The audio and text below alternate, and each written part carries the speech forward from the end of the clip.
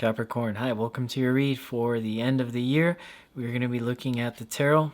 Let's see what we get here for you. These are general readings, so take what resonates with you and leave the rest for everybody else. If you like a personal reading, tarot, astrology, your birth chart, reach out to me via email. Link is in the description.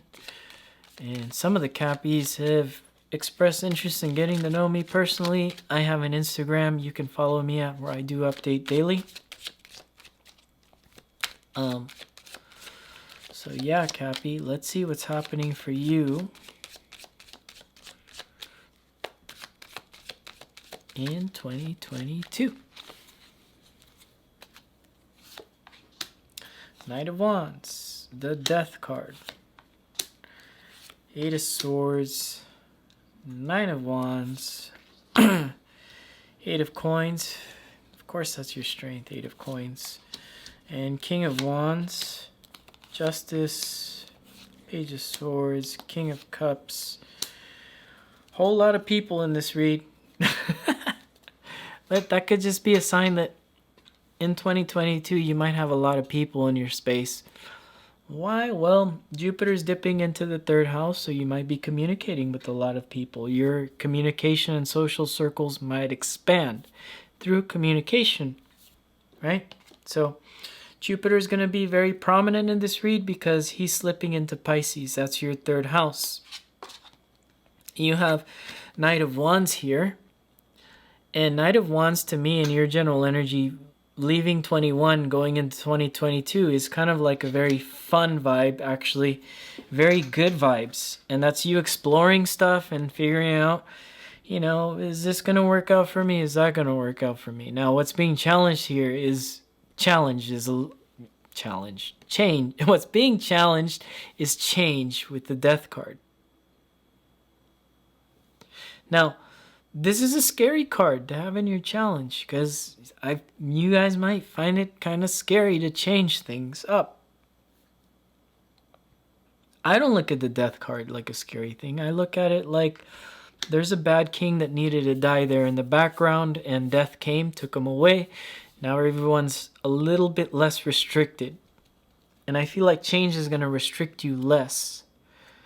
And, you know, you have this Eight of Swords, which is a very restrictive card while you're here for the read. You're trying to figure out in 2022, are you still going to be restricted? Can you finally take the trip? Well, I'm sure you guys can travel, but I don't know.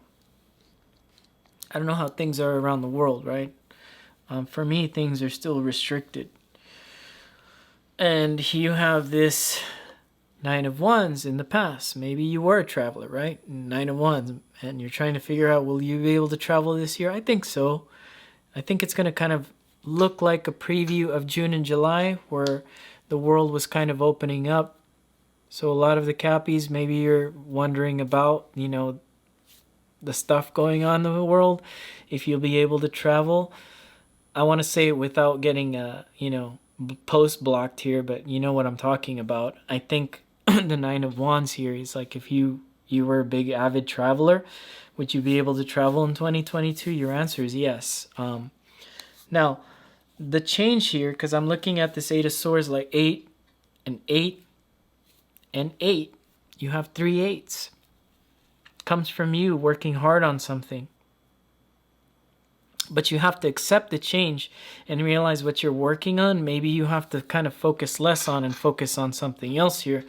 Now, what's supporting the read is the King of Wands, which is very nice because the King of Wands means you've made up your mind and where you want to put your kingdom, how you want your kingdom to look. I know because I'm Leo, right? I have that King of Wands is just natural to me, right? It's doing things and realizing you may get burned doing them, but you're protected. Because at the end of the day, it's your decision on what you're going to do here for 2022 when it comes to topics of love, career, everything. What's going on here with the Justice card, the universe wants you to know is you don't have to do much other than keep that blindfold on and see what brings you balance here. Right? You're able to feel the scales tip in 2022 towards something balanced. Now, what's not balanced, you'll know without seeing. And it's funny because you have this 8 of Swords right across from this card, and they are both blindfolded. So in 2022, something is going to present itself in the form of change, in the form of transformation, and that might be scary for some of you. And I think the best thing to do is just kind of feel out what's balanced here. And there are a lot of characters here, so I'd say that you're going to have a lot of relationship stuff. You're going to have a lot of like communication with people in your workspace, with people around you, your friends, family. And then you have this Page of Swords here. For your suggested approach is you have a little bit of learning left to go when it comes to these energies. And that little bit of learning comes from expressing yourself, what you want in your kingdom.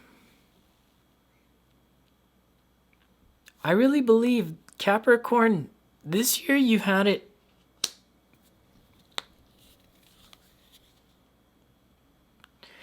You had it kind of rough, but at the same time,